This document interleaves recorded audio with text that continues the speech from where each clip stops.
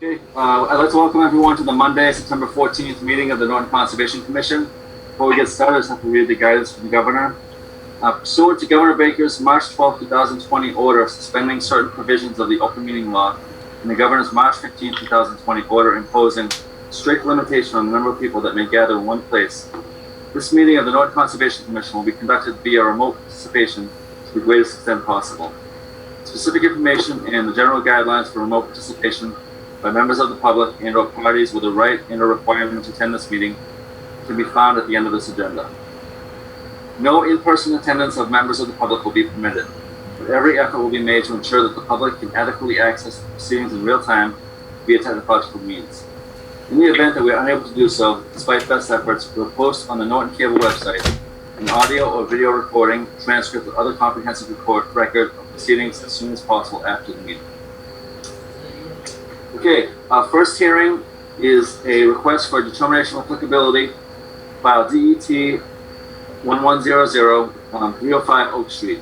Before we open the hearing, I just want to let the public know that anyone who wants to comment or ask a question will have the opportunity.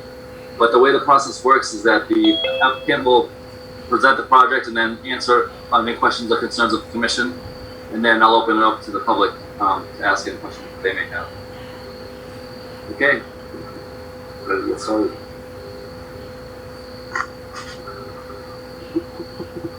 I don't know, is Mike Trowbridge here?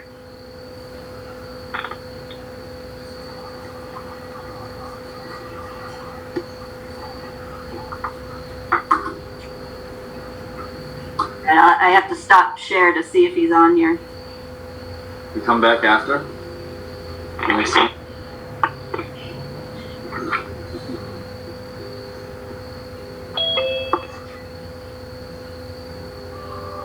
I don't see him on the call yet. Anybody for 305 Oak Street? Hi, can you hear me? Yeah. Yes. Hi, this is David Mills. I'm speaking for Mike Trowbridge, the property owner. Sorry, David. He did tell us today. I'm sorry. I'm just having a little bit of a problem. I'm new on this Zoom thing, so you got to bear with me. This is. Can you guys hear me? Okay. We can, yes. All right. Sorry about that. I'm here to. Mike Trowbridge has got a conflict tonight, so I'm here to present 305 Oak Street. We're hoping to get a determination on an area to do a driveway through the buffer zone for the resource area. You got it's roughly a 3-acre parcel. We're looking to do a single-family home. Before we got involved with the project, there was a cart path that was cut in when they tried to do the perk tests. So we're looking to, we've had some discussions with Jennifer on coming up with some a resolution to the area that was disturbed. So hopefully I'd like to try to get a determination tonight so that we can move forward. So first, can everyone see the plan? Yes, Okay. we can. Okay. And David, are you on the phone or are you on a I'm on. I'm on my laptop. I see the plan and I see you guys. I don't. Okay. You obviously can't see me, but. Yep, that's okay. So just describe where you are on Oak Street, then describe the wetland, then I'll point out the buffer zone and tell us which portions of the project are in the buffer zone first. So I'm actually going to zoom in so we can see a little better. Okay. Okay. So we're at 305. It's just north of the Norton Country Club. It's a parcel of land that I'm buying off of the PGA golf course. They had sliced 3 acres off. We're looking to do a single-family home in there. Part of the wetland resource area, I believe there's a culvert that goes under the street, so we're getting a little bit of, I think we're getting some storm runoff into that area. So the problem is the proposed driveway goes through the 100-foot buffer area. So we were hoping to. Go ahead. Sorry, David. So here's the wetland boundary, this WF 1 through 18, and then the culvert, and then the wetland across the street. So the Correct. 100-foot buffer zone comes up here. Mhm. And if you can see the mouse moving. Could everyone see that? Yes. Okay. And so there, you mentioned the cart path that was made so they could go in and do the perk tests and Correct. install the well. Mhm. Okay. But the proposed driveway is over here. Correct. And then, can you tell us how far from the property line that is? Because this is all still vegetated. As a guesstimate, it's probably 15 feet from the stone corner marker.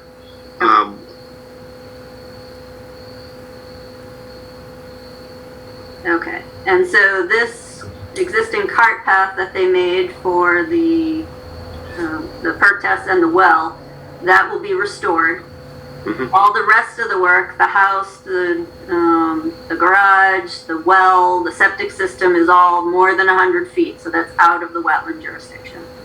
Correct. They are proposing the post and rail fence along the limit of work in accordance with the policy. And so I'm just going to scoot over to the restoration.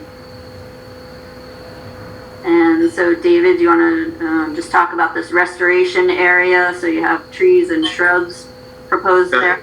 Yes, we're proposing for trees. We're proposing some red oak, some white pines, and some red maples, 5, 5, and 5.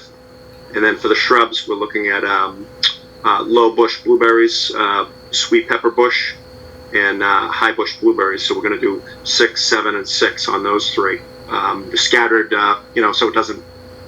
So it's not in some sort of a row, more of a comfortable flow of shrubbery. So. Okay. Scoot back over here. Okay, so that is the project, for in case the commission has any comments. I did make comments early on, and the plans have been revised to show, the questions that I had. So I'm actually all set with this plan. But I know we do have an abutter, and the commission probably has some questions. Yeah, I have a question, if I may. Scott? Yeah, go ahead. I see on the plan there are two designations, no disturbance zone. Is that really more appropriate limit of work? Because we, as a commission, we've had a no disturbance zone at the 25-foot from a vegetated wetland. So if you can just comment on that verbiage. Well, there is no 25 feet. That's the minimum. So whatever the area is that they're not disturbing, that is the no disturbance zone according to the policy. So the notations are correct, and it does have limit of work, the clearing, and the silt sock notation here. Yeah, I just haven't seen this term no disturbance zone right up against the 100-foot line. Yeah, sometimes it just says NDZ. You don't make any changes to the plan, just the spelling is wrong on the disturbance zone. Yeah, I understand. Jen? One of your comments was add UP 272085. Was that addressed? I couldn't tell. Utility pole. They did add the utility poles, so I may have pulled the wrong number off of the pole. Okay, so that was... Yeah, so they've got them years 2021, 2020, 2019. So they are marked now. Yep. Okay. Anyone else in the commission have any comments or questions? Any members of the public would like to comment or question anything on this project? So just explain how they can find that. So if you scroll your mouse to the bottom of the screen, a toolbar should pop up, and you should see a tab that says Participants. Actually, I have to stop sharing for this. You'll have a tab that says Participants, and in the bottom there should be a blue hand icon that it might say Raise Hand. As the host, I don't see that, so I think that's what it says as a participant. if you do have a question, please click on that now so we can call on you and you can ask your question.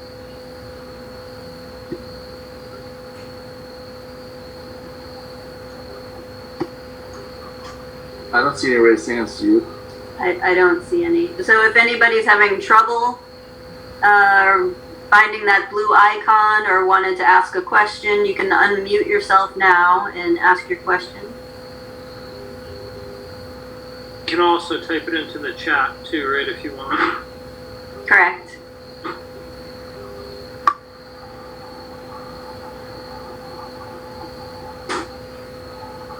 Okay, I mean, I'm not seeing anything. We did have a couple of calls last week about it, but they're not raising their hands, so I'm going to assume that their questions have been asked. Okay.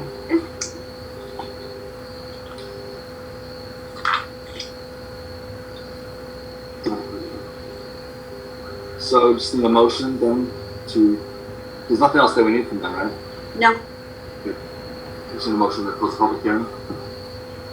I'll make the motion, we close the public hearing for DET number 1100. And I will second that. Okay, Dan Doyle makes the motion to close the public hearing for DET 1100, seconded by Julian. How do you vote, Gene? Aye. Ron? Aye. Julian? Aye. Dan? Aye. Oh, sorry. Oh, sorry. And Dan Doyle, sorry. Dan. Aye. Okay, so we just need to issue a determination, which I assume -3? You'd be a -3, correct? I'll make that motion. Second. Okay, Julian makes the motion to issue a -3 determination of applicability for file DET 1100, seconded by Ron. How do you rule, Gene? Aye. Ron? Aye. Julian? Aye. Dan Doyle? Aye. Dan Pearson? Aye. So moved. Thank you for coming out. Thank you. Thank you very much. Good night. Okay. Yeah, next hearing is a notice of intent, file 250-1066, Chad Dubuk, 0 Old Colony Road. Proposed project is to maintain an existing parking area and lawn within 100 feet of bordering and vegetated wetland.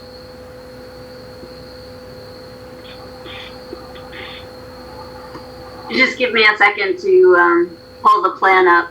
Sure. I'm guessing you can't see it right now, correct? Just see a window. Miles. For some reason, we have to do it twice, so there we go. There it is. Got it? Yep. Okay, Evan, you're up.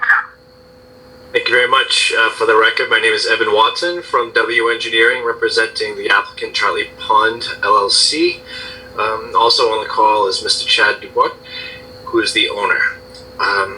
This is the garage that's located on the corner of North Worcester and Old Colony Road.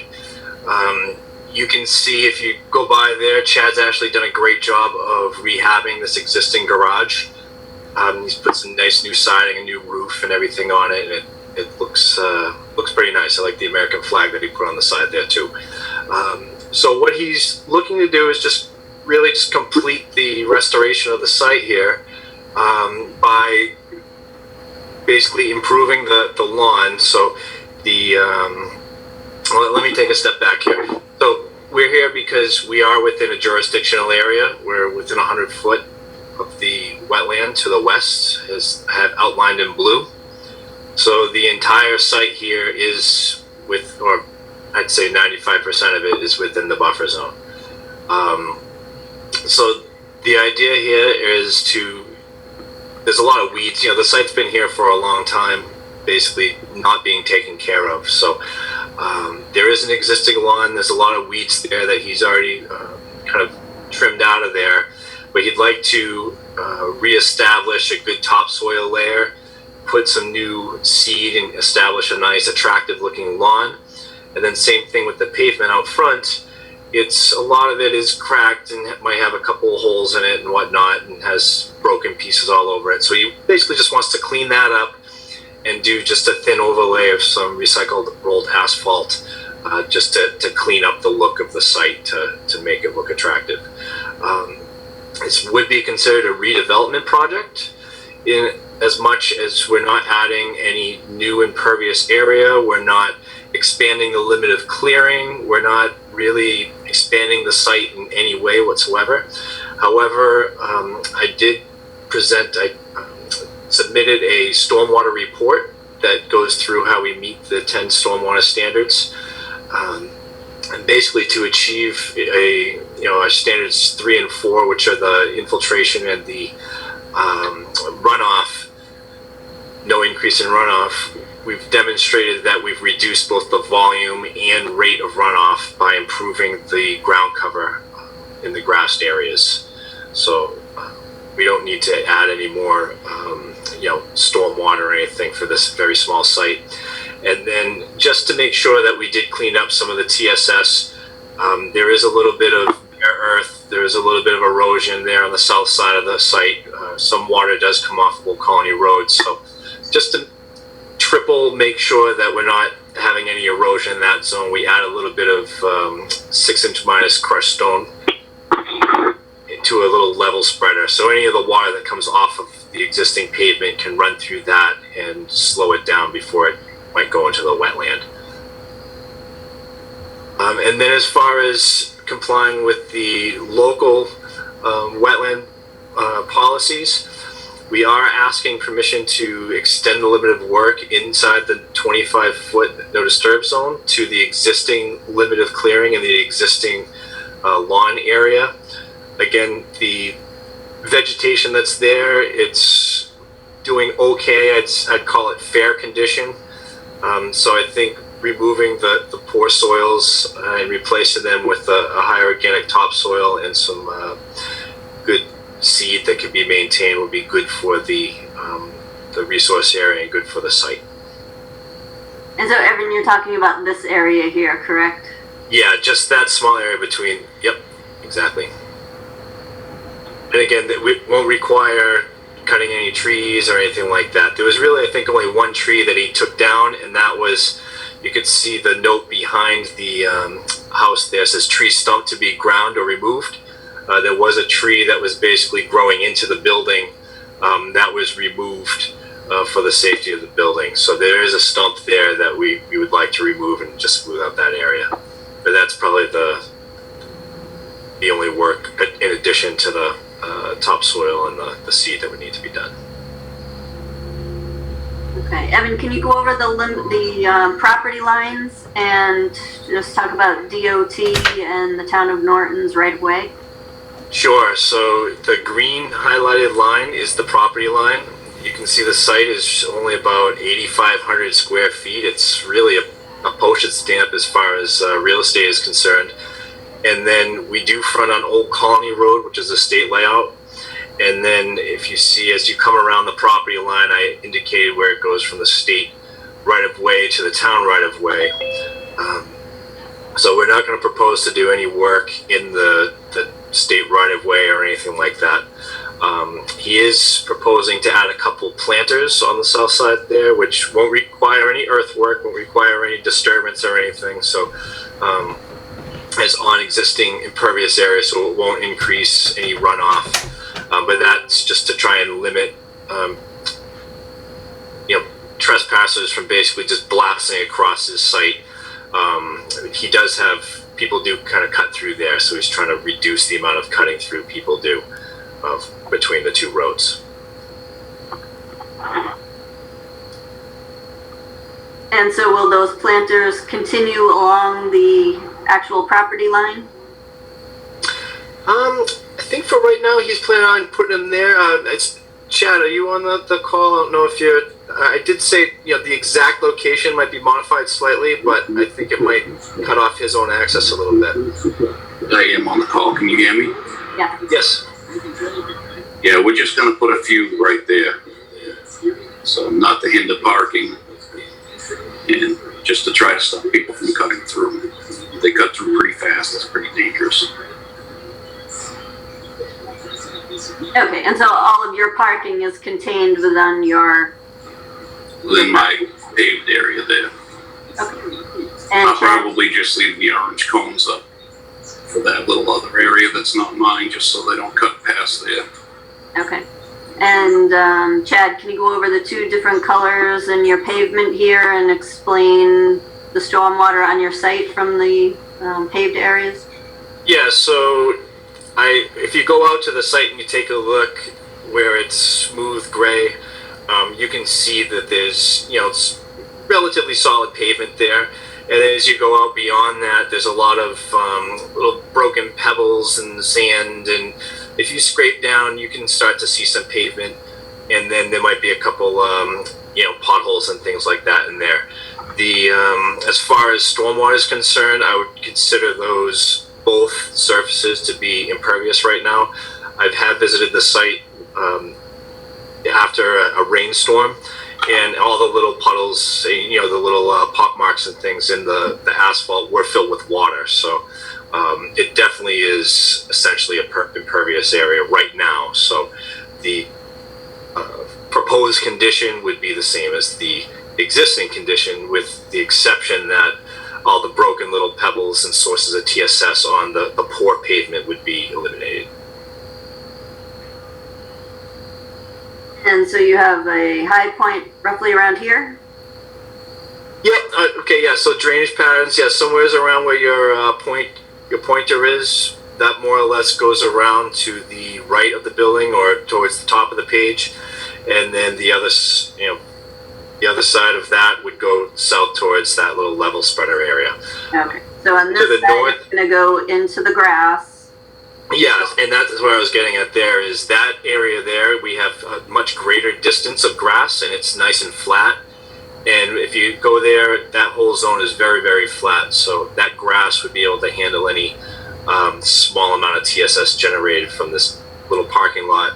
And then the other side, we added the level spreader just because there is some water coming in off of Old Colony. We wanted to slow that down, and there's less grass in between the pavement and the resource area, so we added that to kind of put a little belt and suspenders on there.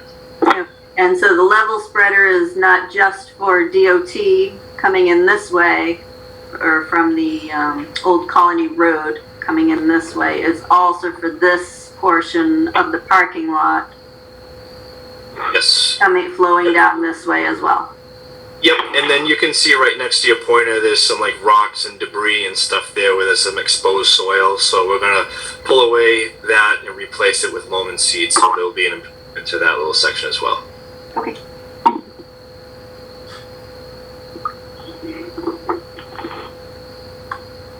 Do you have anything else, Jen? I think you addressed all of this stuff in written. I don't know. Okay. Any other questions or comments from the commission? Yeah, I'm assuming this is a commercial site, is that correct? Yes. Correct. It's not residential, right? Right. We just might note that it's across from Chartley Pond. So, Jen, are you satisfied that there's not going to be any, that there's sufficient stormwater precautions, that none of the runoff will end up in, well, it's not that big a site, but. Yeah, it won't flow across Old Colony Road into the pond. It's going to go toward the back to the small wetland over here, and then through the culvert under the road. Okay. So it'll have treatment on this side through the wetland into the pond, and then as it flows this way, it'll go through the level spreader, some grass, the wetland, and the pond.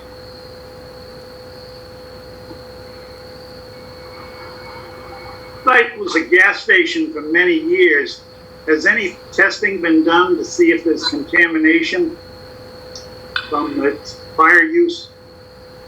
I think Chad has the records from the fire department when they removed the tank, so that was all taken out and signed off on at the time. So, and that, I think that's why there's some debris kind of left around there, why part of the pavement was broken up when they pulled the tanks out. And is that something you can make a copy of and send the commission? I don't have a copy of that, Chad. Is that something you could provide? Yes, I have the permits from the fire department. I'll send them to Evan so he can send them over to you. All right. I think it was 1986. So, That's right. That's for many history buffs. That used to be Murphy Texaco Station at that site. And it closed, it was removed in the mid-70s, and the building was left vacant until now. So, Mr. DeButt, you did a good job renovating the place, and I go by anytime to look beautiful. Thank you, Peter. Does anyone else have any questions or comments about this hearing? You guys don't understand the process, as Jen went over before. If you go to the participants tab and you can raise your hand on that. I don't see anybody though, so. One other question I had, Jen, was do we need anything from DOT in order to close, or are we okay with closing the permit with what we would be given? Well, Evan, you were given a copy of DOT's email, so did you touch base with So them? what we did is we pulled the initial plan that we submitted, showed some work within the right-of-way. So I've revised the plan to pull any of the work outside the right-of-way. Jen did have a conversation with them about, taking their stormwater, and they came back and said that they have some work to do in the future. I think they're at 25% right now, and once they get to 75%, they usually reach out to the abutters to go over the design with them and see if anything can be done. So there will be some work done soon in that intersection, and that's why Chad doesn't want to put in too much effort in dressing that area up, understanding that they're going to be coming in and redoing the intersection in the very near future. So, but to answer directly your question, no, we pulled all the work outside the right of way. Okay, thank you. Thank you. Nice. I would need a motion to close. Jen, I just wanted to make sure, I know that Evan said he sent in a check for the legal notice today, but we don't have it yet. Is it okay to close and we just issue the permit afterwards? Thank you, Melissa. Thanks, Melissa. So we would, you can either continue to the next meeting with conditions ready, or you can close tonight and have that. That's always one of our standard conditions anyway, that they have to pay the legal notice bill before. Yeah, I check's in the mail. I know it's cliche, but I did. I dropped it off. And if it doesn't come, I'll drive it right down. I'll make sure you guys are squared away. Yeah, I mean, they don't have a draft permit for tonight anyway, so they would be reviewing it at the next meeting. So there's no time lost whether it's continued or closed. Okay, I prefer, if this doesn't make a difference, I'd prefer to close the hearing, and then at the next hearing, if you could issue the order, that would. Yeah, that would be fine. Okay. So I need a motion. I'll make the motion. We close notice of intent number 250-1066. Second.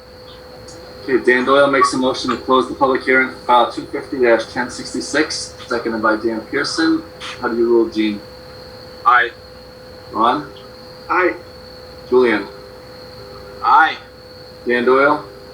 Aye. Dan Pearson? Aye. Moves. Okay, we'll finalize this in 2 weeks. Thank you for coming out. Thank you very much. Will we need to participate in that hearing, or are you basically good to go? It's going to be issuing the conditions, so no, you won't participate at all. Okay, thank you. Have a good night. Thanks, you too. Thanks. thank you. Okay, our next hearing is a notice of intent for file 250-1065, Leonard Street, Phase 2, 0 Leonard Street. Proposed project is the construction of a road and associated utilities within Riverfront area and 100 feet of border and vegetated wetland. And before we get started, I just want to let everybody know that everyone will have the opportunity to ask questions or comments, but the process usually works that the applicant presents the project to the commission, then we ask our questions and issue our comments, and then I open up to the public at the end. So if there's nothing else, Mark, I'm going to be ready. Okay. Good evening, Mark Dibb with Contamination Engineering Group. We also have Scott Smyers, environmental consultant with Oxbow Associates, and Jeff O'Neill, owner of Condyne, is also on the line.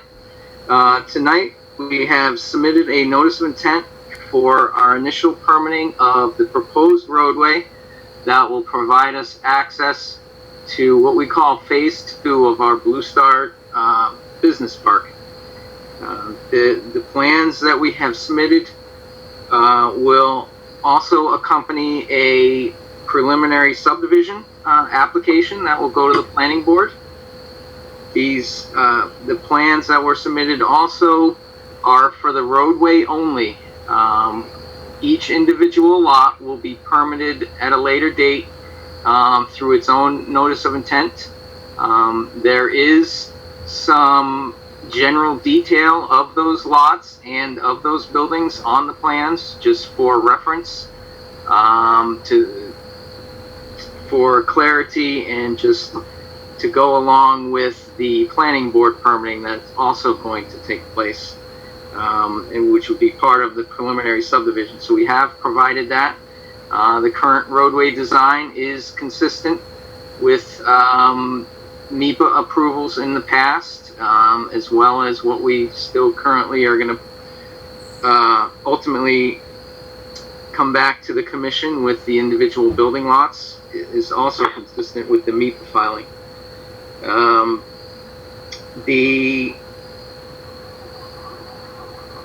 going to hand it over to Scott Smyers. He'll identify all the resource areas on site and impacts and describe the notice of intent itself. And then I can, after that, I will just run through a plan real quick to show those areas on the plans. And just lastly, before Scott starts, we did receive some initial comments from Jennifer that we have, we've worked through most of those, but we did want to come to the commission tonight to get any additional initial input from the commission and or from the public as well, to incorporate a resubmittal that will address any concerns of Jennifer's and the commission's and the public, as well as the resubmittal would go off to your consultant for review of drainage. So right now I'm going to hand it over to Scott Smyers. Thanks, Mark. And can you put up the plan that we talked about, or would that be, or would Jennifer do that? Is it okay, Jennifer, if I share, or do you need to share? Oh, I thought you wanted Scott to share. I made him a co-host. Oh, sorry, it was going to be me sharing. All right, hang on. I have nothing to share. All right, I think I have to take that away from you first and then give it to Mark. Sorry about that. Okay. Yeah, you should be able to do that now, Mark. Can you see that plan? There we go. See it. All right, great. So I think a lot of the commissioners are familiar with the area from the project that's currently under construction across the street. And this is up to the north of Leonard Street on the other side, where compared to where most of the work is going on now. But what we have on the western side of this this site is a stream channel, which is what we call an unnamed tributary to the Canoe River, unless there is a name to it that we don't know. But that tributary, yeah, right where Mark's showing it with the cursor, flow. Well, we're losing you, Scott. Yeah, he's well, I can pick up a little bit while he reconnects. Goes underneath Leonard Street. Yeah, am I gone? Hello? Now you're back. You've been freezing a little bit. Okay, sorry. Yeah. Yeah, so the stream is to the west now. That stream has several resource areas associated with it. Of course, the bank of the stream, the BVW, and then the riverfront area, because it is mapped as a perennial stream, has a 200-foot riverfront area. And then when that goes underneath the road, it gets a little complicated because it connects to another wetland system over there, and then turns to the east where the cursor is there. So we have the riverfront area coming from the west and then coming from the south across the street. And that is really the crux of the work and the impact to the resource areas, is right down in that corner where we have a little bit of work from the proposed of the roadway in the inner 100 feet of the riverfront area, but most of it in the outer 100 to 200 feet. And it's important to point out that there is an existing cart path that follows approximately the same configuration as the proposed road. Of course, it's not perfect, but it does give us a guide, and we did try to follow that to the most we could, considering the restrictions associated with property boundaries, etc. But we pushed it as far to the east as possible, and then to the west we have in order to avoid the wetlands as much as we can and keep it on the outside of the riverfront area. And you can see these 3 or 4 blue rectangles along the road. Those are stormwater infrastructure. And then there's another basin a little bit to the west. It's a lot of stormwater there. It's fairly flat. We don't need to do a lot of grading much at all. And as a matter of fact, we've been very careful because it does include the bordering land subject to flooding, and we've avoided impacting that with any grading, any fill within those areas. We will end up cutting a little bit, so having a little bit more flood storage than it exists now. And so the minimal grading is good, but we do have some impacts to the riverfront area, but it's on the outermost part of the riverfront area and or within the 100-foot riparian zone, but that's across the street from the river feature that is associated with that. So that's 6,934 square feet within the inner 100 and 14,000 within the 100 to 200. And we are looking at those numbers again more carefully to see if we can get those down some. And one of the things that I was just noticing and reviewing it more carefully is that if we look at 1058, the riverfront guidelines, we should be able to take out any structural stormwater facilities that we're proposing should be excluded from that calculation. So we're going to have to revisit some of those numbers to get them down if at all possible. But that doesn't mean we still have to show you that there aren't any other alternatives that we can put that stormwater somewhere else. But the project's teams work very hard to make sure it's limited. We squeezed it down to reduce the footprint as much as we can. So speaking of some of the alternatives, I'd like to perhaps turn it back over to Mark to explain a little bit more about the proposed roadway and the stormwater in that area. Oh, I should mention there's one other thing you see right there, the earthen berm for screening. That's proposed on the side because we have a neighbor right there, and through the negotiations with them, they're like to see some more blocking of the entrance towards their property. Thank you, Scott. But before you move on, now that we're at a scale we can actually see, right, before it was a pretty large overview, and you ran through the resource areas pretty quickly. Yeah. Most of us couldn't actually see where that is. So if you would please start that again with, here's the riverfront area, here's the river. You see, okay. How far out does the riverfront area extend? So you can point out which activities are in it and through each of the resource areas, please. Okay, great. Why don't we start where Mark has the cursor right now? That is the inner 100 riverfront area. So you can see that once we get to the west of the road, we completely maintain that riverfront area without any disturbance. It's only up by the road itself where we're inside that riverfront area section. And this is the 200 foot.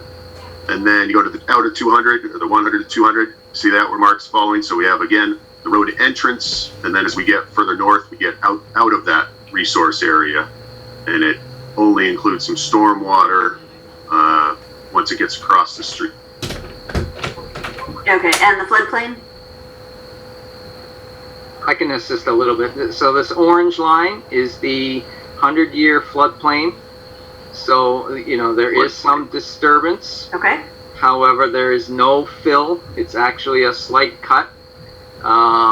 So there's no loss of flood storage. So this small little area and that area will be added to the NOI form.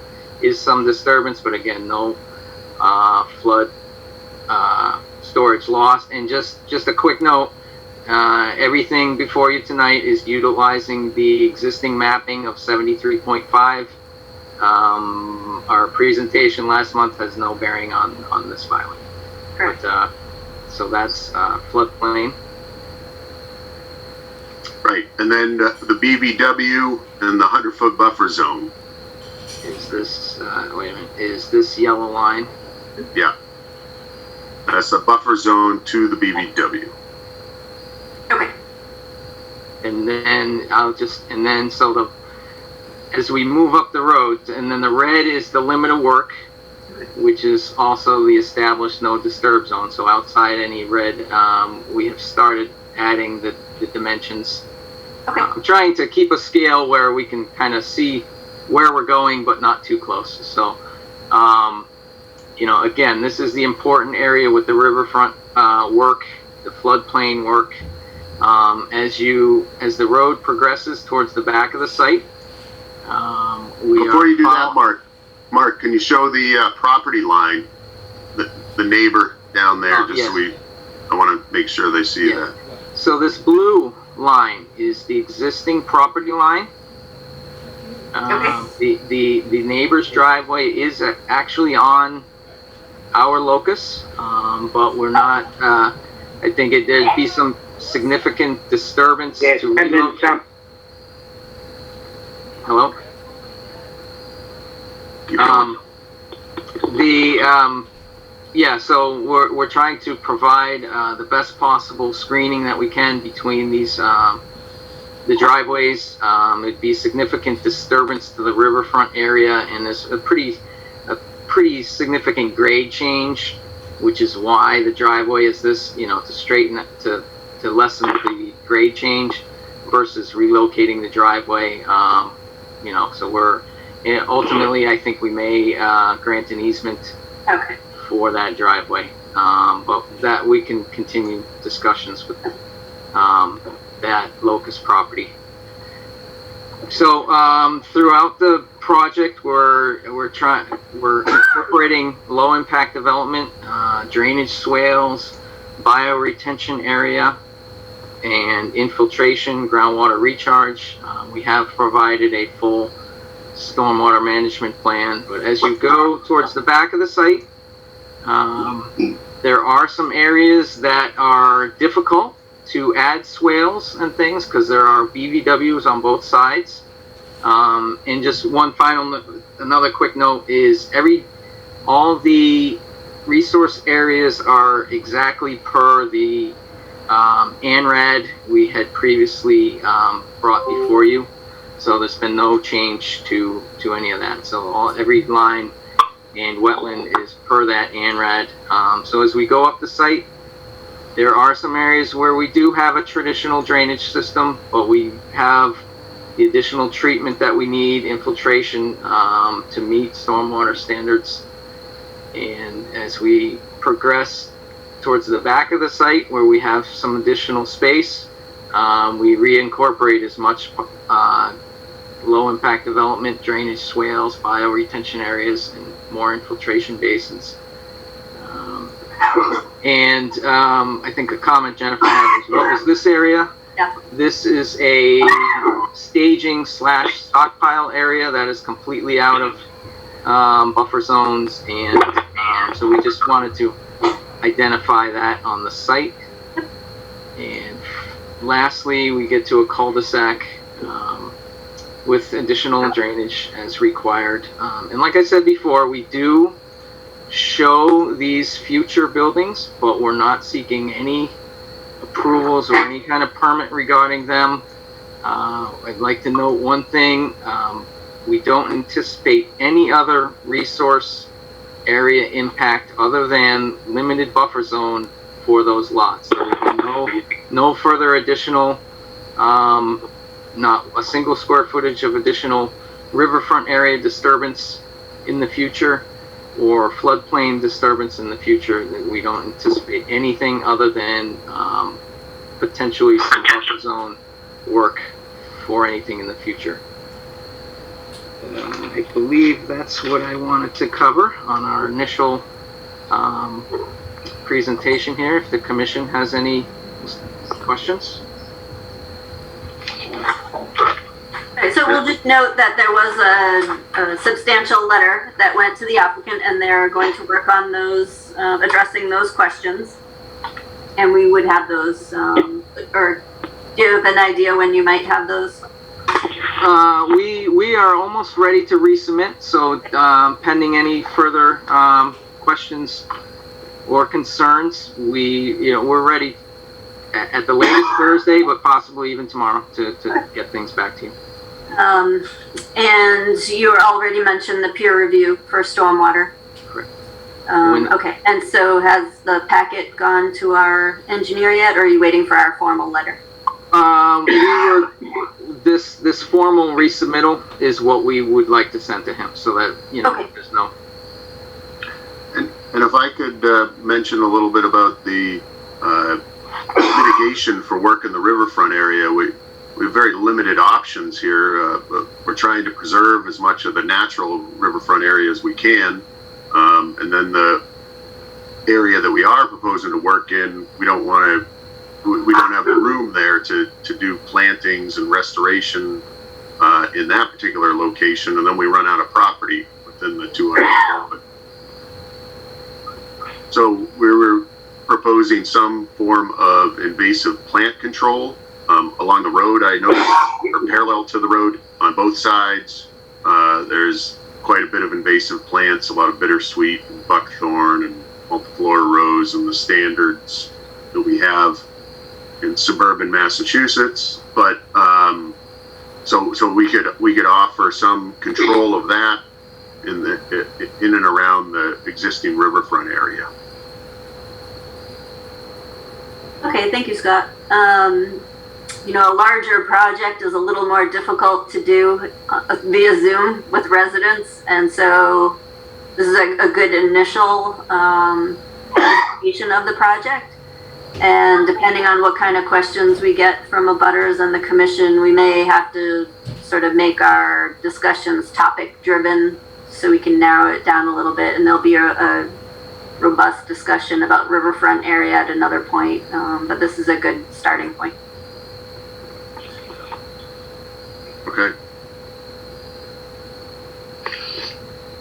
Should I read these questions into the record, Jen, that were sent to us? What should I have? Oh, the abutters questions? Yeah. Yeah, if you would do that, please. And then I'll forward that email to you, Scott and Mark. Okay, I got an email, Jennifer got an email from Stephen Novick, who had 4 questions that wanted to be read into the record. So let's read them as they were stated. Question 1, is there specific information in the context of the report that describes in detail how the access road will bridge the wetlands?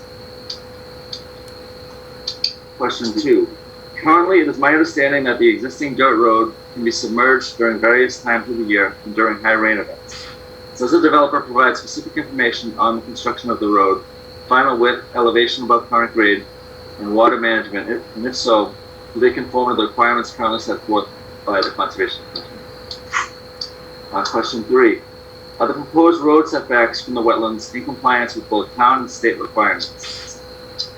And question 4, has the developer or the town evaluated the ecological impacts and the risk of a hazardous cargo accident in the aquifer, which is immediately upgradient of the town wells?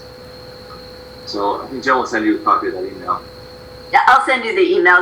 That's a little too difficult to try to hear and address tonight. So we'll make sure you have a copy of it first. Thank you. Yeah. Does anybody else here have questions that they'd like to ask now? We're going to be meeting several more times on the project, but if there's something now, we can. So are you asking for the Conservation Commission or abutters? Oh, I skipped the commission. Actually, does the commission have any questions or comments before I move on to abutters? No? Okay, any abutters that would like to ask questions or comments on this hearing? We do have someone, and I'm wondering if we should stop sharing the screen so we can see. Oh. Yeah, so that might make it easier. No, I'd like that screen. Oh, you want it back? Oh yeah, I want it back. Okay, so Wayne, if you would just give us your address, please, so we can put it in the record. James Foley, 54 Leonard Street.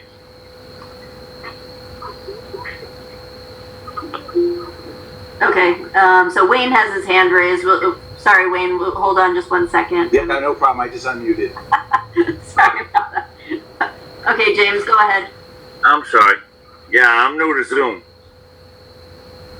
Can I get that map back? Ken, can you put the map back? Yeah, Mark's doing that. It just takes a second. Sorry.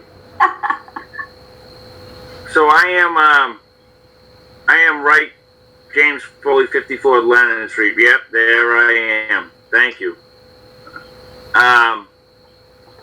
But I heard you speaking about giving me an easement, and when I purchased my property, Billy was given an easement to the back field, up my driveway, so that he could access his back field.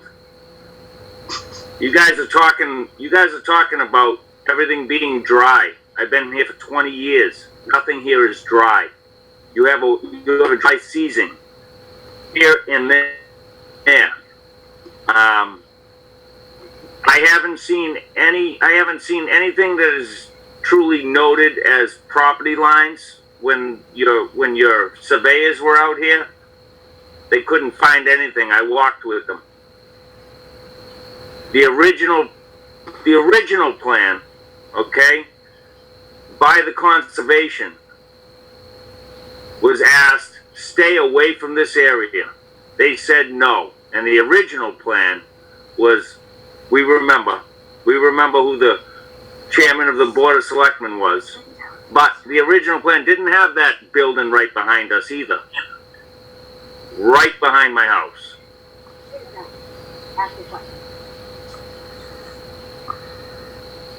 You say you're doing things to you want to change the floodplain. You want to move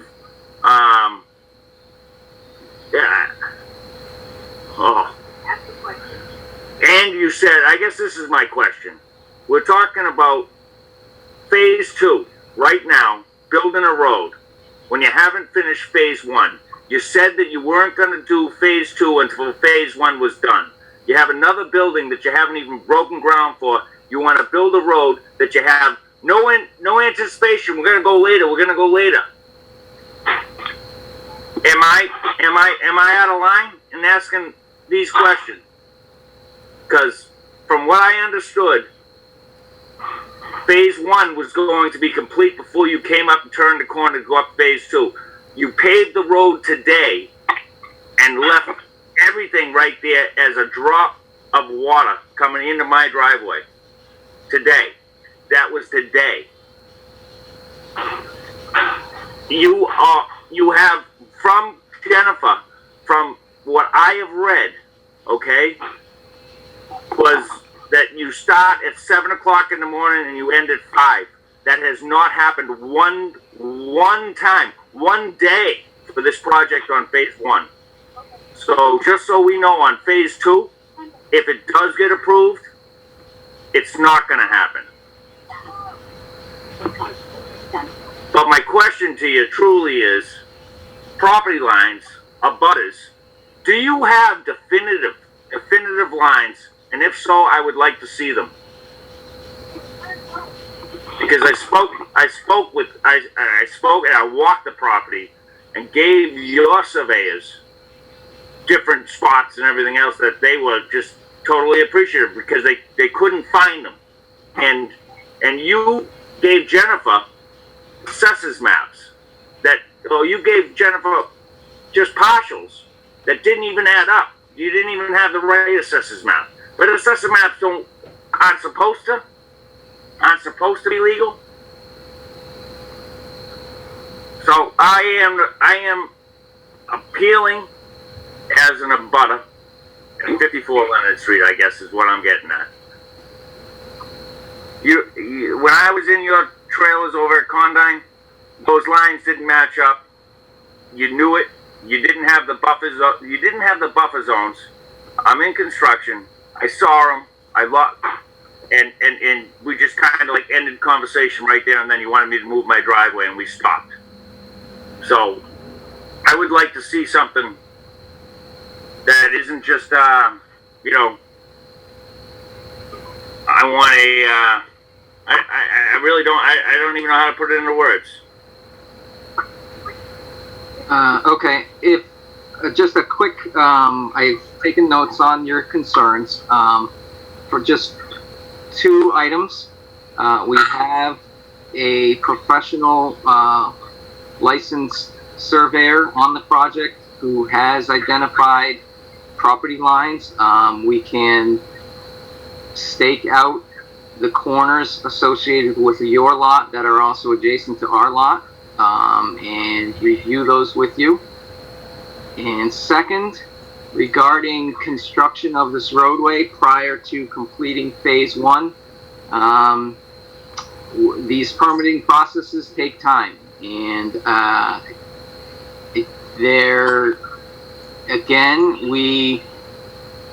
and Jeff O'Neill might be able to answer this, but I believe we would not build the road until we have and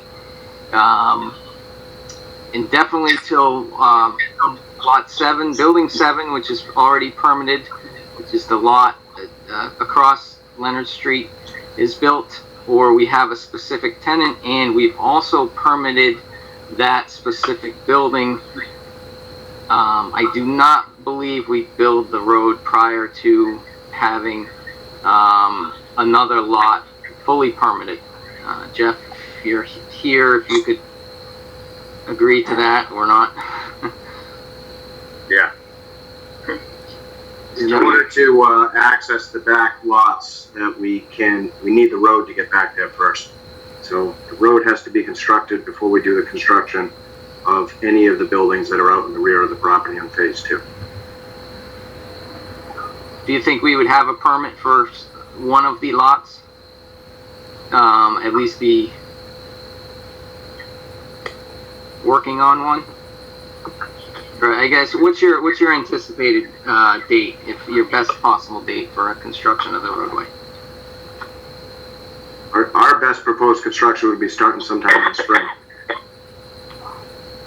Okay. But regarding survey, we'd be more than happy to locate the corners between our lot and your lot by the licensed surveyor. But I've also taken notes on your concerns, and we'd be happy to follow up at the next meeting. I just don't understand how if you want to build a road actually that close, if you look up past the driveway, what I own, and you're going to build a road that close, that there hasn't been specific lots identified, or points identified by you so that I can contest them. First of all, for a project like this,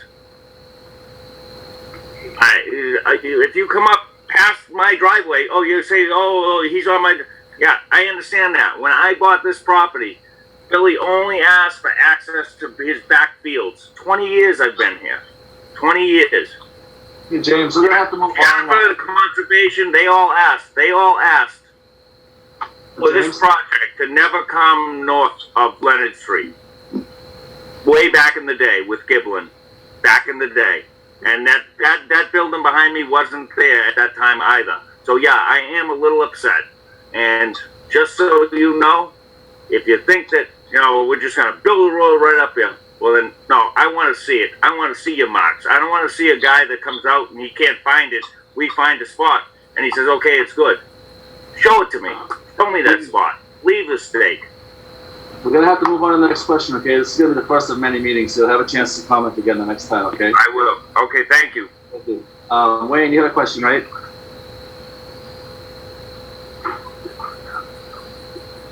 Wayne? Couple comments and yes. Yes, do you have a question? Can you hear me? Yep.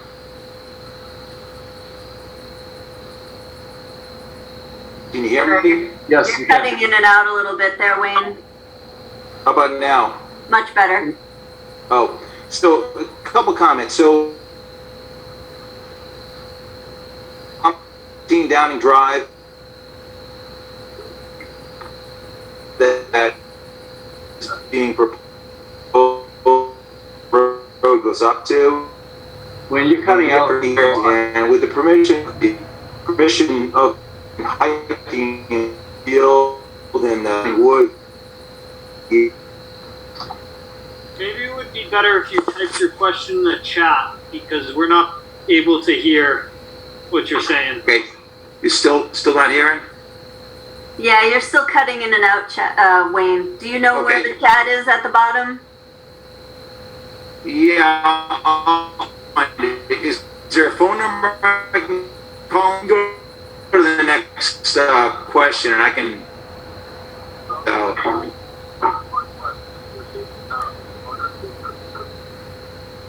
Oh, it's on the agenda. Yep, hold on. Yeah.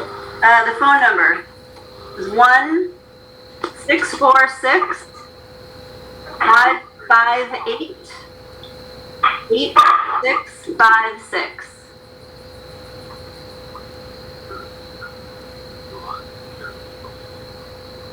I don't know if you got all that. You'll need to put in the meeting ID and the passcode. Okay, what's that? All right, meeting ID 865-0570-9437.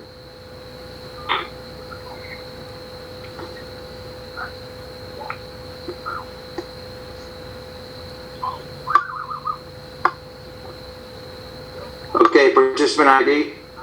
985475.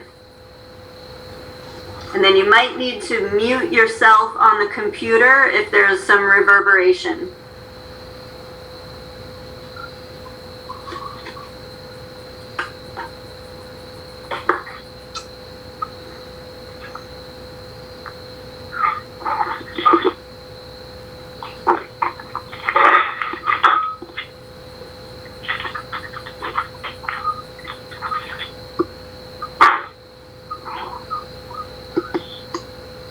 Okay, is that you, Wayne?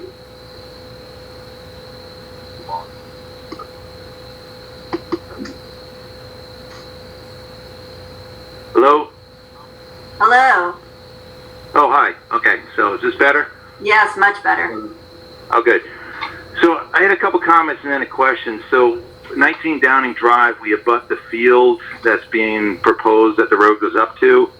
And, you know, with the permission of the farmer, we've been hiking in that field and the surrounding woods for over 20 years.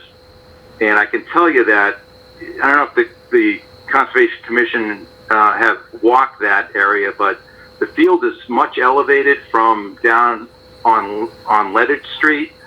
So everything's going to flow down. It's kind of on a plateau. So not only do they need drainage along the road, but they really need drainage at the whole perimeter because everything flows down into the wetlands. And, you know, we've seen, I don't know if there's been any wildlife studies out there, but we've seen, you know, yellow spotted salamanders, blue spotted salamanders. And I would think that those would be, you know, in jeopardy if something like this happens. And, you know, I don't know, you know, what kind of wildlife studies have been done there, if any, but, you know, there could be some serious impact to the environment around there. And, you know, I didn't remember the name of the first caller, but I think, you know, before anything gets done with phase 2, you know, I think phase 1 has to be completely done and signed off on as far as the Conservation Committee is concerned.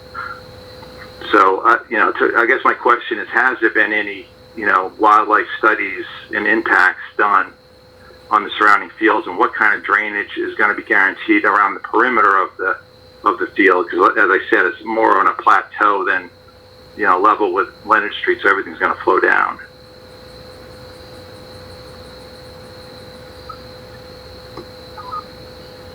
The stormwater portion is something that Mark will go over at another meeting.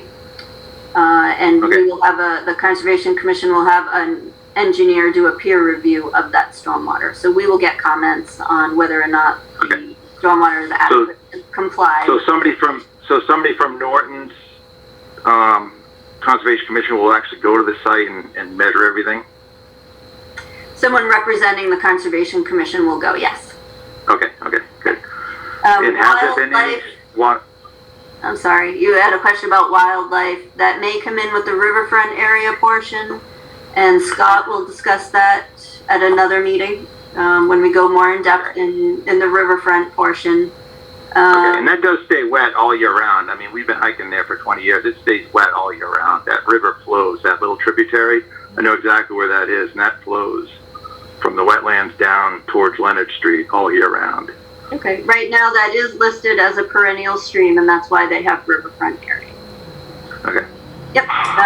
The spotted salamander is a common salamander. It does indicate a vernal pool is nearby, and we've asked. Well, I know the blue spot. It's not a common salamander. Blue spot is not common, so if you have photographs of that and photographs of flooding, that's something that you could send to the Conservation Commission, and we'll forward that to the applicant. And have them. Unfortunately, I have photos of the yellow, but I did not take photos of the blue, so I don't have that. Yeah. I could probably get one.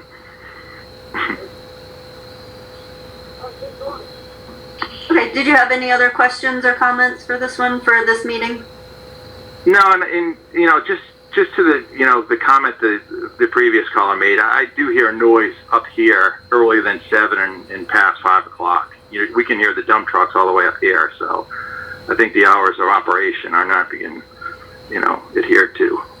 Okay, the hours of operation is not a something under the Conservation Commission's jurisdiction. Right. That would really be something to bring up with the planning board. Okay. Thank you. Thanks.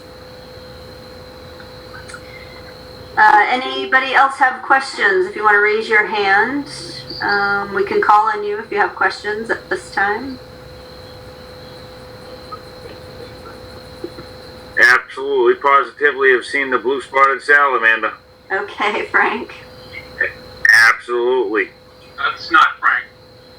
Oh, Frank has his hand raised, so let's take Frank first. And then whoever's speaking, if you could either raise your hand or identify yourself after we talk with Frank, because he did have his hand up first. Hi, my name's Frank Betancourt, 10 Janet Street. I'm a direct abutter. Jen, you said there were questions that the Conservation Commission asked and forwarded to Condyne. Yep. Are those public? Yeah, if they're not in the Google folder that's listed on the agenda, then I'll check that tomorrow and make sure they're in there. But they should be there. Okay. The only other comment I want to make is phase 1 really was not a big concern for abutters, I don't think. I think there were a few folks who were augmented by whatever work was being done over there. This part needs to be a primary focus for the abutters. This is a residential area that was rezoned, and we're putting a big construction site in the middle of this, and I would hope that the Conservation Commission is very, very cognizant of the impact to the environment, which would cause a problem to the abutters. Maybe some things got pushed through on the first phase that weren't, nearly as much of a concern to abutters, but I can guarantee you they're going to be in this one. You've got a number of abutters that are, they're literally sitting next to these buildings. So, talking about working within a 25-foot buffer, working within a 100-foot buffer, I think we got to stake those out a little bit better and stand a little bit more stringently with concern for the abutters as well as conservation. That's my comment. Thank you, Frank. There are 9 interests of the Wetland Protection Act, so 9 reasons why wetlands are important, and those are the topics that we need to look at and make sure all wetland permits are complying with. I'll put that list in the Google folder as well, just so people are aware of that. I'm talking about conditions that are granted that may have a major impact on abutters. That's what I'm talking about. I understand that. Thank you. Yeah.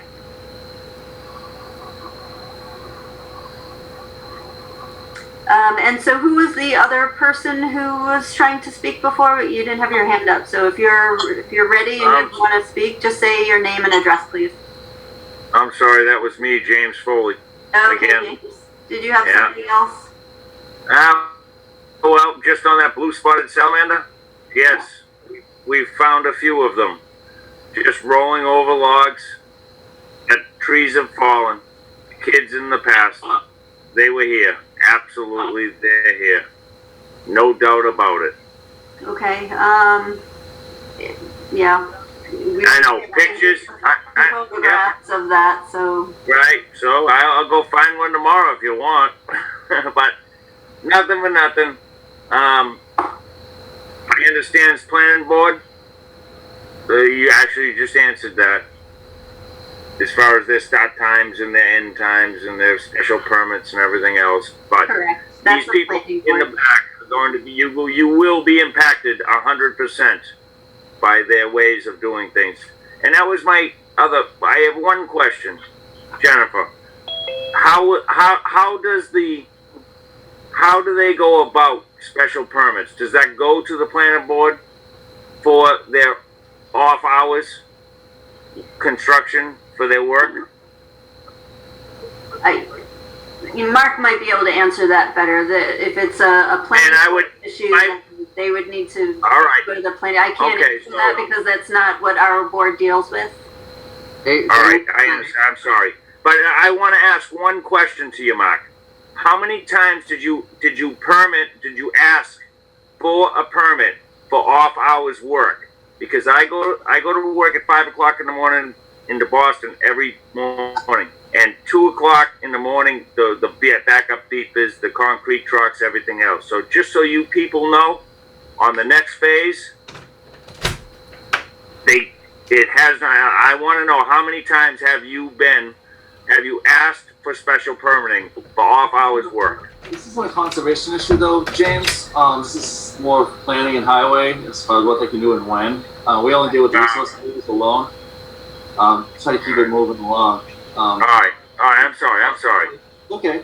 Is there anything else directly to conservation that you want to talk about now, or should we move on? No, other than the building that is right directly behind me goes on both sides straight down a swale. So it'll be right on. I can't even imagine how. So could you really do me a favor and take a peek at where they want to put that building right behind my house? And I can't understand how that could actually even be permitted. But other than that, thank you very much, and I apologize. I do apologize. I understand that my questions weren't to you. Okay. Was there anyone else who had any questions on this? Conservation-related questions? I don't think so. Frank, you have your hand still raised. Are you all set? I'm all set. Okay.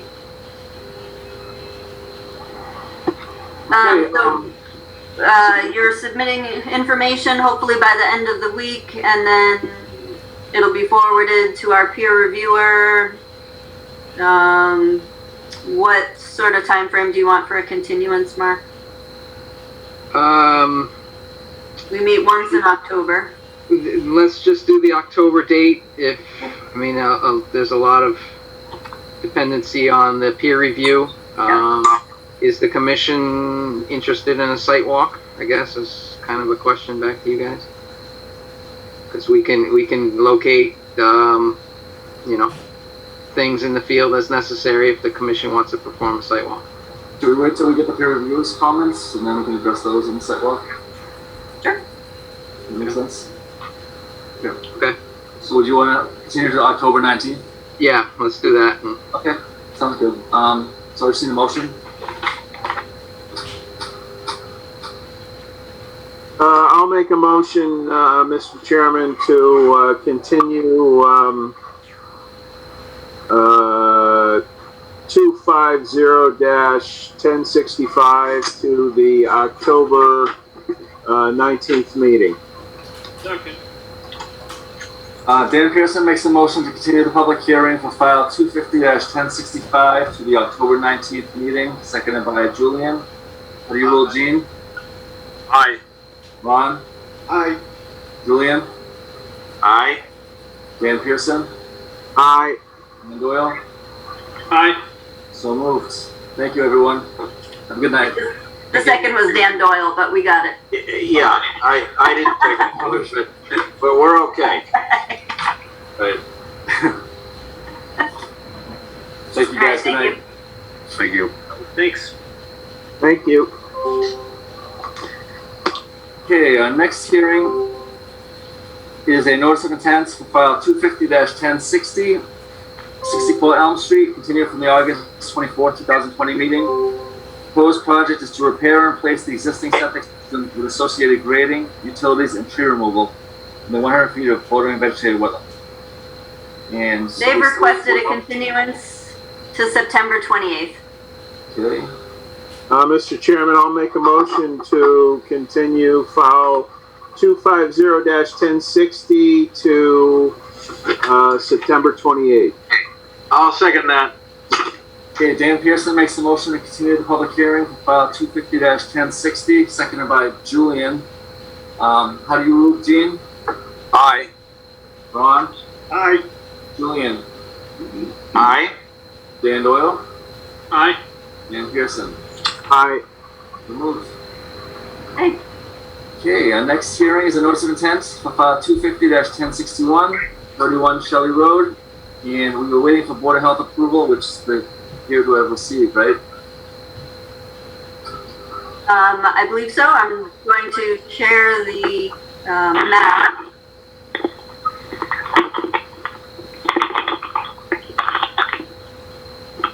I'm not sure what that is.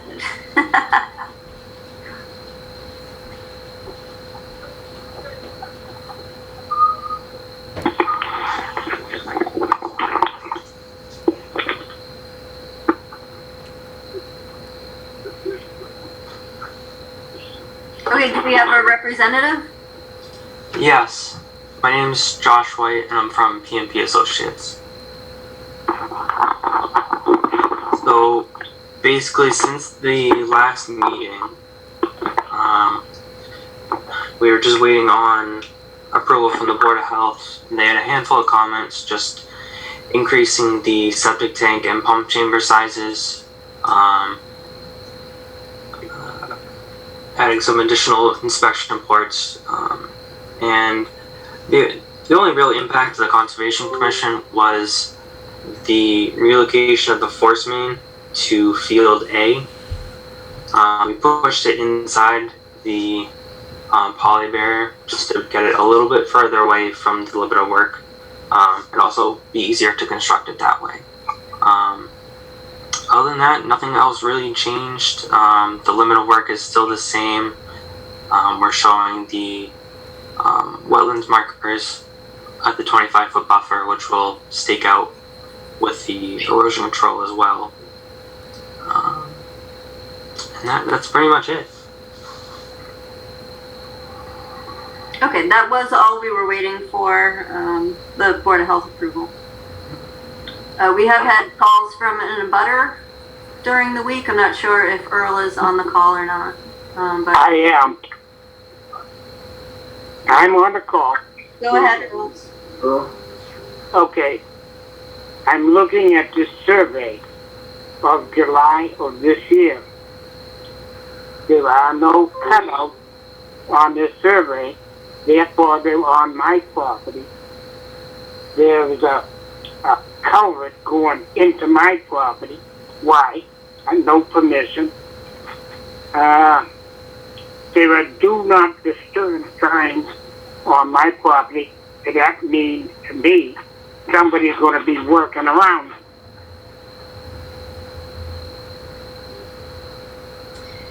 So as we mentioned at the last meeting, Earl, the plans do not show any work beyond the Judge Rotenberg property lines. The engineer has staked the property. They've surveyed it and put the flags up, so we know that they're on their property. At this point, if you still feel that they are doing work on your property, you would need to, provide a survey that shows the contradiction, and then it's really a matter between the two property owners. A property line dispute really is not within the Conservation Commission's purview, particularly where we've already made sure that all the work is being done on the applicant's property, and that the engineer has staked that property before they did any clearing. Why doesn't it show on the July 2020 map the cutouts?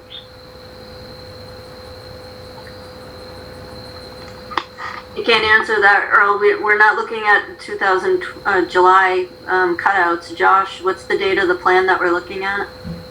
So the original date is July 20th, but it's been revised through August 28th for Board of Health. How do I get a copy of the revised plan? I believe a copy's already been sent to you. I haven't seen a revised one. The latest one I have is July of this year. Okay, and Josh, is that something you can send to the abutter, please? Yeah, we'll send it to her. What was her address, just so I have that? 90 is Earl. 94 Oak Street. Okay. Yeah, there any other question? There's something else. Okay. Something else. Why are there no disturbed areas on this map? To me, that means you're going to work around there. That's just the wetlands. It's a buffer zone off the wetlands. That means there's no work happening in that area.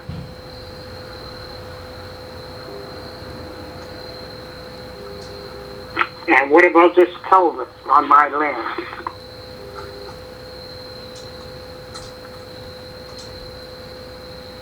Earl, as we said before, it doesn't appear to be on your property. If that's something that you have an engineer or surveyed plan showing something different, you would need to speak with the property owner about that.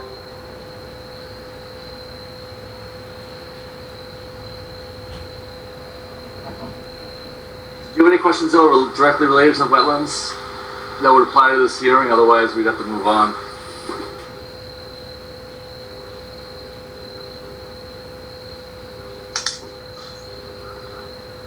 Does anyone else have any questions?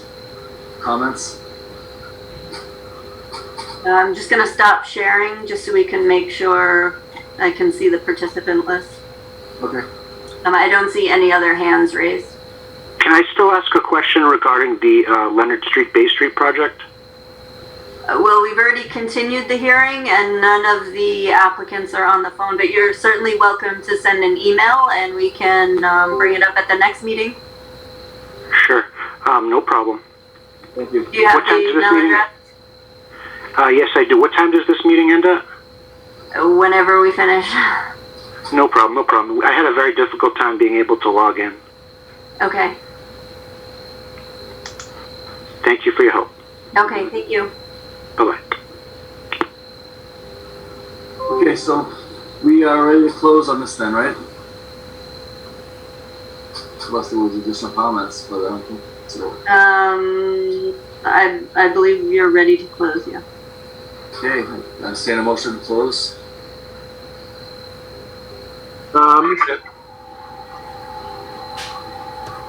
Looks like Dan got it.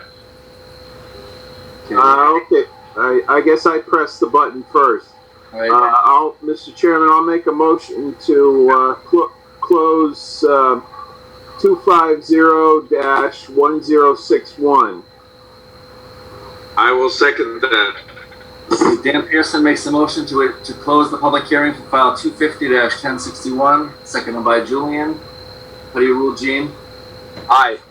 Ron? Aye. Julian? Aye.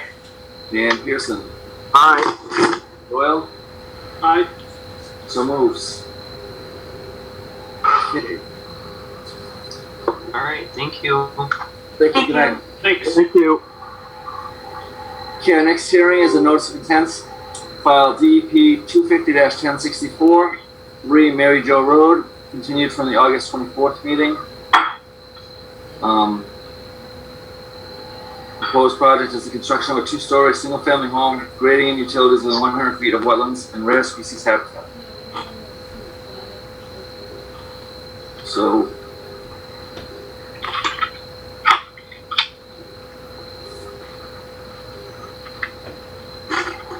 someone here to present.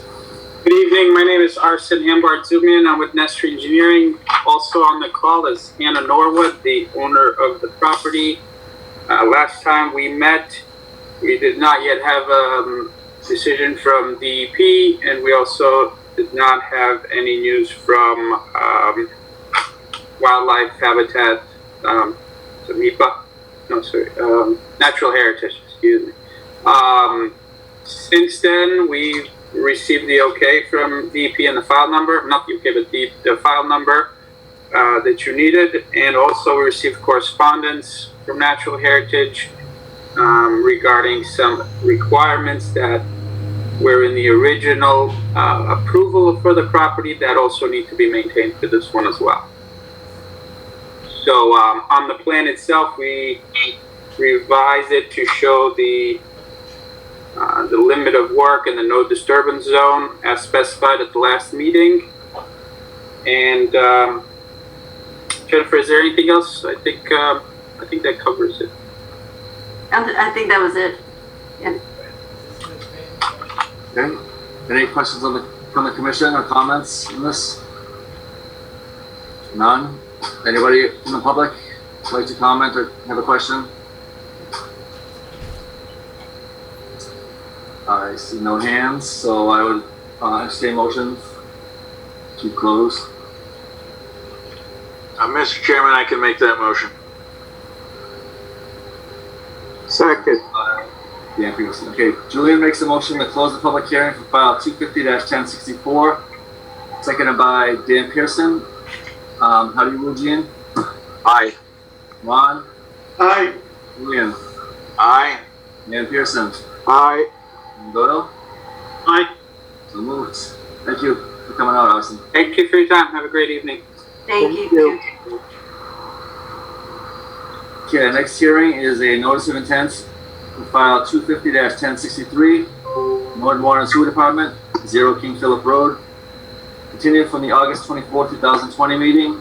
Proposed project is the replacement of 2 wells, 48-hour pumping test in connection to existing infrastructure within 200 feet of the Canoe River and bordering land subject to flooding. And it's so. Hey, Tara. Hey, how is everyone tonight? I just want to introduce myself. I'm Tara McManus with Weston and Sampson, representing the town of Norton Water and Sewer Department. We presented, actually Kevin McKinnon from my office presented about 2 weeks ago at the last meeting. This project, there were several comments made by Jennifer as well as the commission that we updated the plans with a little bit more information. I figured I'd just do a really quick recap on what we added to the plans and then open it up for discussion and questions from the commission as well as the public. So Jennifer, it's easier. If you want me to scroll through, I can do that, or if you want to... Sure, you go ahead. Oh, do I need to stop sharing first? I can stop you, I think. It looks like I might have an auto. I'll just stop and then you begin. Thank you very much. Okay, can everybody see the attached plan here? Yep. Great. Yes. All right, so a couple of the comments were to kind of highlight the degraded area versus the regular riverfront area. We also were asked to add a little bit of a locus map to this plan. We had a larger locus map on the first cover of the plan sheet. This one gives a little bit more information, but in the lower left corner of your screen, we've added this locus map that shows the Canoe River. It flows basically this way, and the closest point to the project area is kind of right at this location here. We've also added some information here on the overall layout. What we've put in here is the canopy layer, so the majority of the roadway itself is degraded. It's totally been in existence for several decades. There's no trees along the roadway. They're actually set off several feet on the edges, specifically where the existing well station here, number 5, and then the existing well station number 6 is. So we're pretty much, the majority of our project is 100%, well, not 100%, but very close to 99% in the degraded area of the existing setup here. So what we wanted to kind of just show is that the tree line here, if you follow this dark green area, for the most part, everything is pretty much exposed. There are some shrubs and some lighter grasses kind of along the edges here, which we will get into when we get into the new well replacement well for number 5. But the majority of the area is cleared out as it is. A couple other items that were requested by the commission were to kind of more or less designate what was going to be permanent impact versus temporary impact. So what we're considering temporary impact is pretty much everything within the scope of work. So we've got a limit of work here. Pretty much everything that's in green. It's outlined in yellow. It's a little hard to see with that, but that area is pretty much considered all temporary impact. And what we decided to do is highlight in red the actual permanent impact. So everything that's constructed here, the below-ground pipelines, the vaults, the connections to the existing water mains in both of these locations and connections to the existing stations, they're all going to be below ground, and everything's going to be restored to existing elevation. So the only permanent impacts are actually the new wells, wells 6, which are 3-foot diameter, and they'll stick up out of the ground a few feet. Roughly in this location, it'll be about 3 feet above the ground. And then we have an access hatch to these underground buried vaults that are about 4 feet by 4 feet. They will be located roughly about a foot off the ground, just to kind of keep above the ground elevation for access and easy access. And then we've just encircled each of these locations with a new fence, just to protect the area a little bit better. Same thing over here for well 5 and for the replacement and the new vault for that. Same thing again, we've got a 3-foot diameter new well. That's going to stick out of the ground actually closer to, that is actually only 2 feet out of the ground. And then we have this hatch, which will be about a foot out of the ground as well. And then what we decided to do is count the compensatory storage area that we were going to construct over here as permanent alteration. So we've included that in our square footage count as well. So we've added all that to the plans. I'm trying to think if there's anything else. We did also create a little table here in the resource area alterations to kind of break down the degraded area between the 0 and 100 foot riverfront, as well as the 100 to 200 foot riverfront. And then the bordering land subject to flooding kind of included that. So all in all, we are very, very minor project impacts as far as permanent impacts. There will be excavations that are temporary, and we added a note to the plans to make it very clear at the bottom here, unless otherwise noted, all areas disturbed during construction shall be graded to existing elevations and shall be zoned and seeded and returned to existing conditions as needed. So we are attempting to minimize the impacts as far as excavation and backfilling will occur immediately after pipelines are installed, as well as the vault itself. So, and just to recap on everything, each of these wells, we've actually set aside an area for the contractor to stockpile some of the soils that will be removed from each well. It is predominantly sand. The first several feet or so will have zero groundwater. The groundwater table is very low in this area. And when we get down close to the bottom, they will have a little bit of wet soils, mostly predominantly sandy soil. So it was mentioned at the last meeting, if we could encapsulate that with some straw wattles and a protected area. So the entire project limits on the lower elevation will be surrounded by straw wattles, as well as specific little spots for the excavation of the well material itself. It's not anticipated to hit any groundwater when we install the vaults or the pipelines. When we've done some work on the treatment plant project in the last couple of years, we did not encounter any groundwater either. So that's not a concern on our end. And I think I've addressed pretty much all the previous comments. One thing I just want to clarify here, there was a comment that our detail on the plans for the sedimentation bag was slightly different than the stormwater report. We went with a more robust dewatering situation here and went with a large-scale silt sack to collect all the debris. So the detail that's on our plans, the detail sheet, is the actual detail we will be requiring the contractor to install.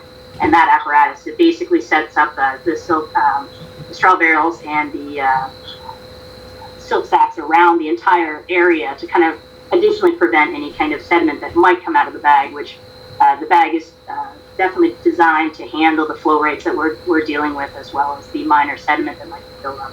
So that's kind of just a general review of the project. I don't think it was very clear at the last meeting that, you know, we're recreating everything back to existing conditions, except we will have the two permanent well structures and the two permanent patches sticking out of the ground, as well as our compensatory storage replacement. It's roughly 2.6 cubic yards of soil to compensate for these four little red areas here, if you will.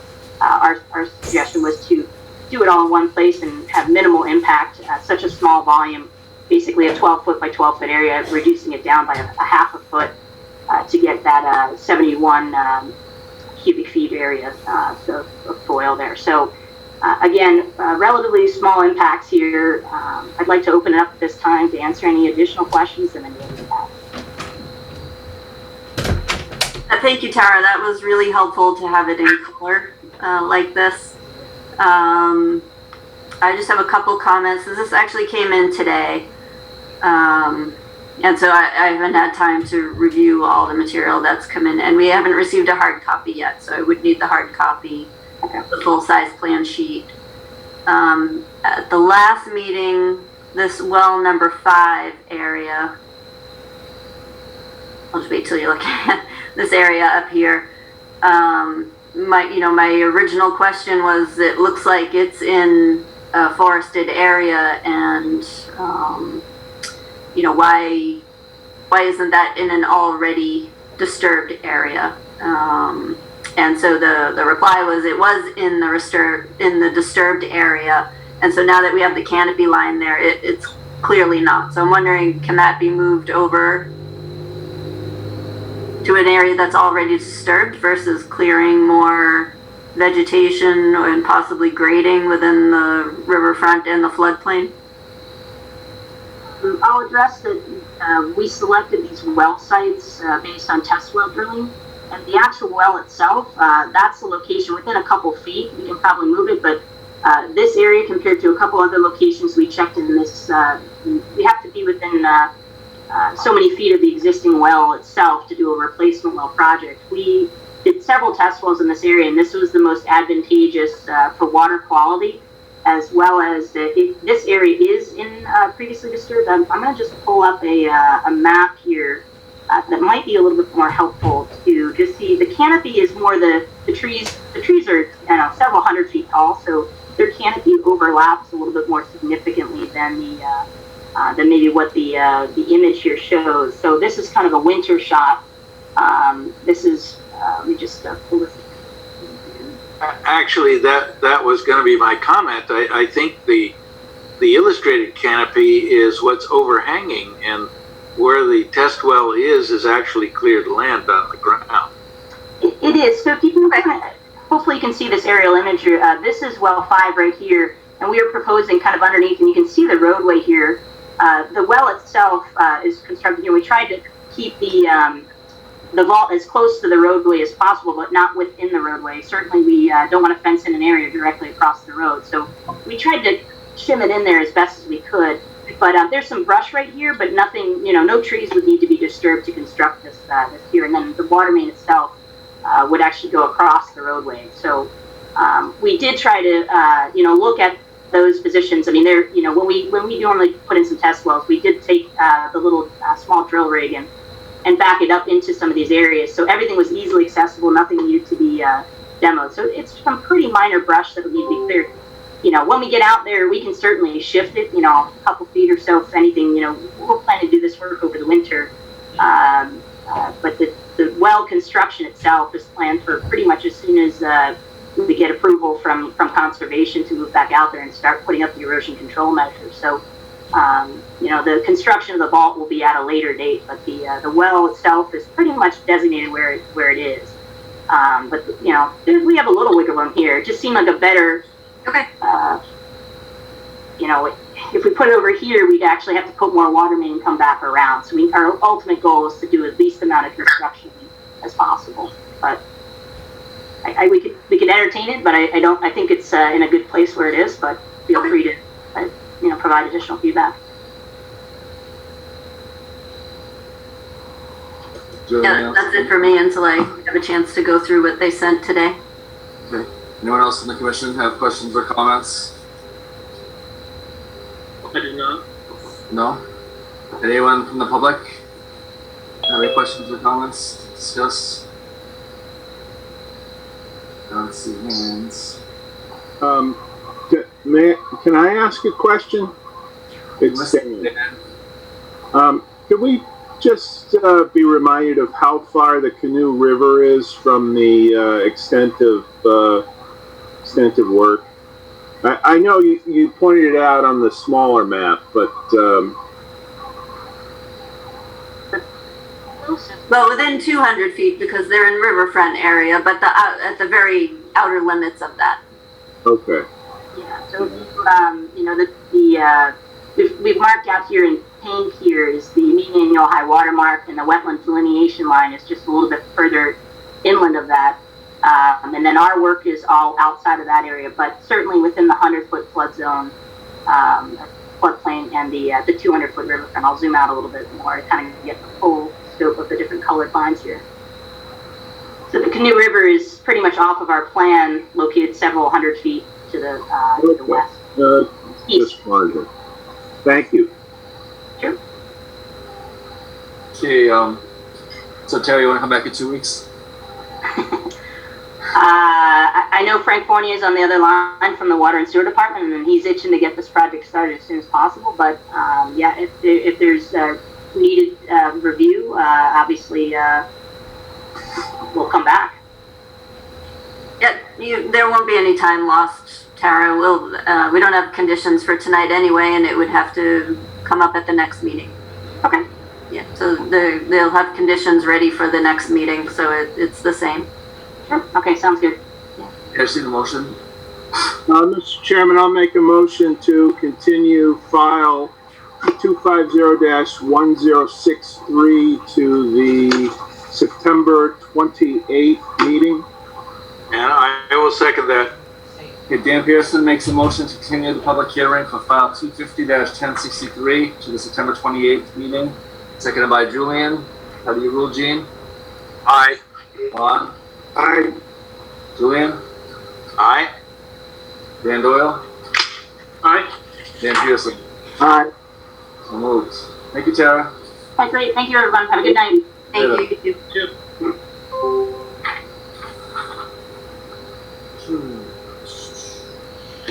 Our next hearing is a notice of intent for file 250-1057, 253 Mansfield Avenue, continued from the July 27th meeting. Proposed project is to convert a commercial building to a 40B multi-story, multi-unit residential apartment building. Stormwater management, parking, and utilities within 100 feet of bordering vegetated wetlands. They've requested a continuance to October 19th. Thank you.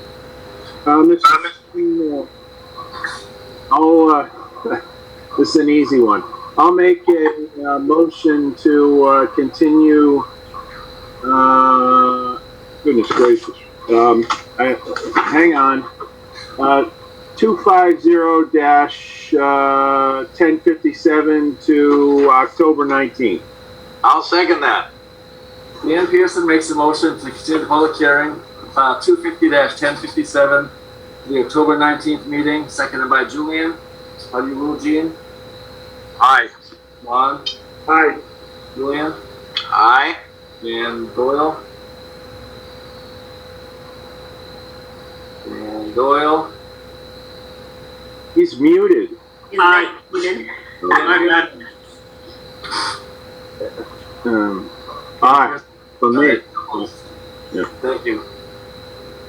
All right, we have a notice of intent, file 250-1059, 195 Mansfield Avenue, continue from the August 24th meeting. Proposed project is to install stormwater management associated with construction of a 40B apartment building in the 100 feet of border and vegetated wetland. They have asked for a continuance to September 28th. I so move. Second.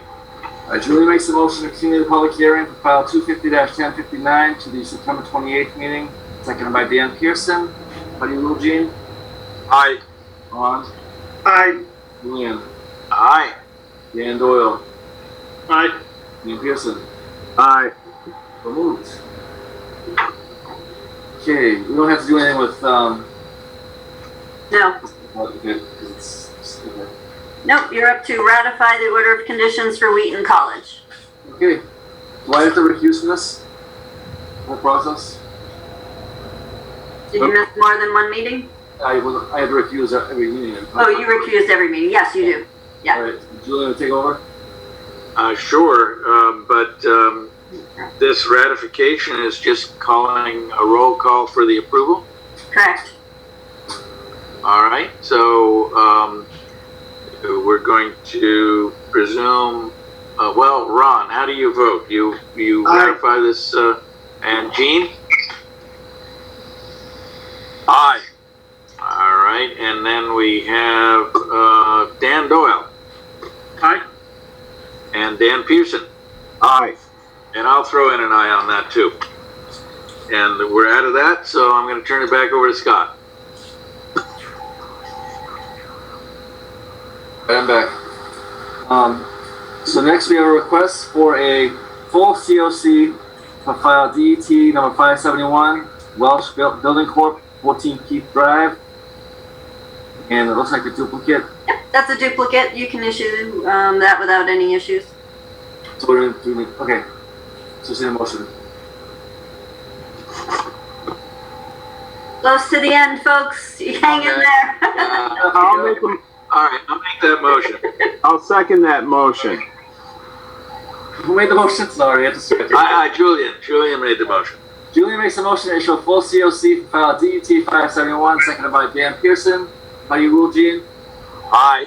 Ron? Aye. Julian? Aye. Dan Doyle? Aye. Dan Pearson? Aye. So moved. Next, we have a request for a, is it partial or full? It'd be a partial. Okay, partial COC for file DP 250-382, 14 Keith Drive, and... Correct. Only 14 Keith Drive. Okay, only 14 Keith Drive, and it's okay to issue. So... Correct. Mr. Chairman, I'll make a motion to issue a COC for DEP file 250-382. Second that. Yeah, Dan Pearson makes a motion to issue a partial certificate of compliance for only 14 Keith Drive, and seconded by Dan Doyle. How do you rule, Gene? Aye. Ron? Aye. Julian? Aye. Dan Doyle? Aye. Dan Pearson? Aye. Moved. Okay, next we have a request for extension. DEP 250-997, Town of Norton Rail Trail Extension. The applicant is seeking to confirm the boundaries of the jurisdictional wetland resources along the Norton Mansfield Rail Trail Extension Project corridor.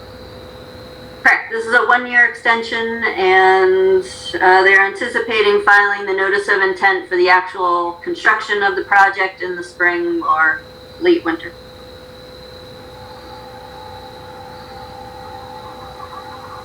All right, I'll be daring and I'll offer the motion for a one-year extension for file number 250-997.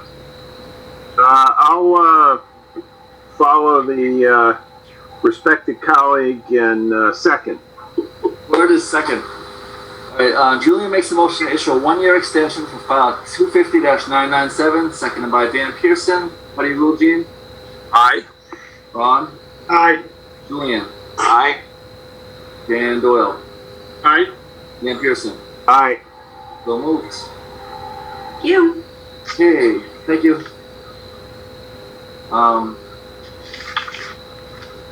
Just a note that we had administrative approval for a hazard tree that is coming down at 10 Grove Lane.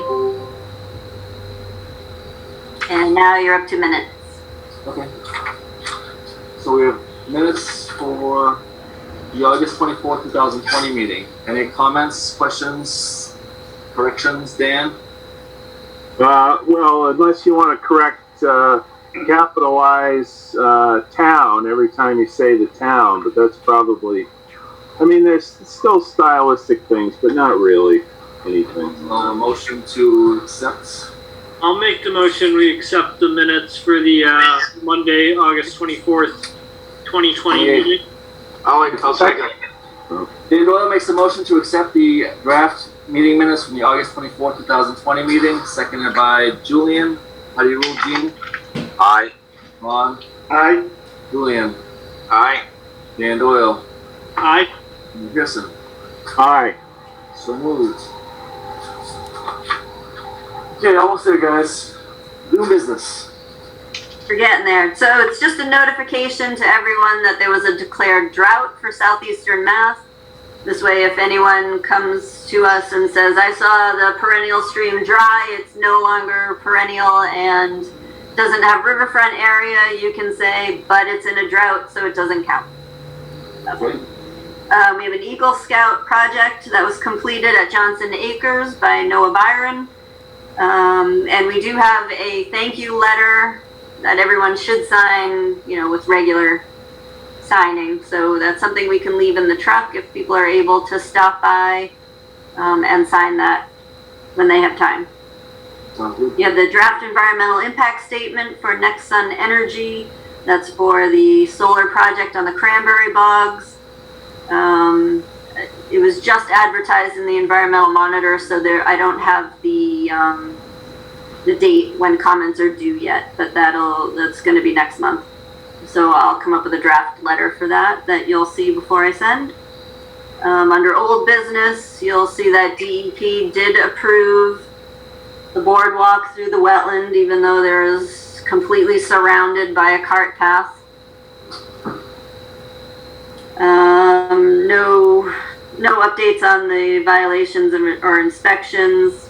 The reservoir update is just that we've had a lot of complaints and user conflicts at the informal boat launch location. So for the fall town meeting, I've submitted a request to do a master plan for all of our boating access. This way we can have uniform parking lots and signage and officially designated boat launch areas and try to address some of those user conflicts.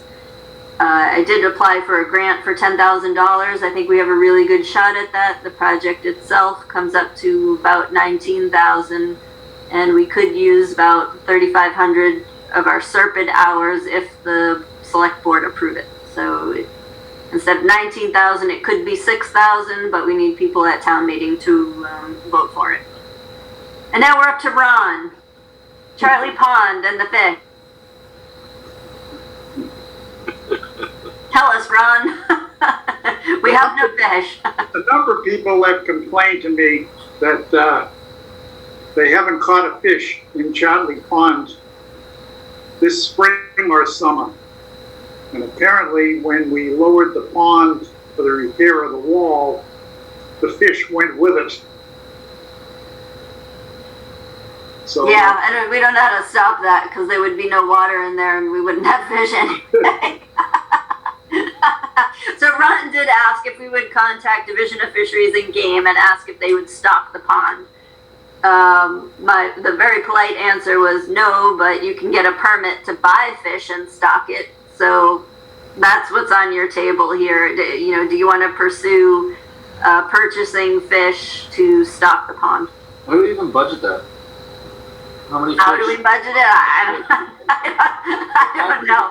but it would have, we don't have any money, so it would have to go to town meeting to buy fish. Now, I mean, I don't know how confident you are that that would be successful, but if you want me to pursue it, I will look for how to do it.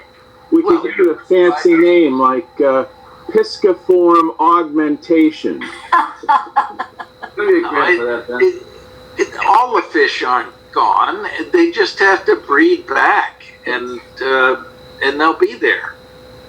So we wait a couple years? Well, I can actually... Ron isn't incorrect. I mean, you know, we should have fish in our pond. You know, we can try. Yeah, I don't even know what kind of grants I might find about buying fish, but you know, I'll look for them. But you know, however you guys want to proceed. No sharks. Anyway, I can offset that rather disappointing news. I happened to see some pictures of the construction, the Boy Scout construction of the osprey nest. Oh, he's on our next agenda. It was looking, you know, it looks like they did a good job. And apparently, although as of me speaking with one of the people, they didn't have any ospreys that they knew of. They did have, at the very least, a bald eagle. They have no fish. Okay. That's the reservoir, not Charlie. And the bald eagle ate all the fish from Charlie Pond. All right. So that project will be on your next agenda for the Eagle Scout candidate to present his project to you and Oh, okay. I'll shut up. about his project. So thank you. But there's nothing else on the agenda. So unless somebody has something else to bring up, we can adjourn. I move we adjourn. Second. All right. Julian motions to adjourn, seconded by Dan Pearson. All those in favor? Aye. Aye. So moved. Thank you, everybody. All right.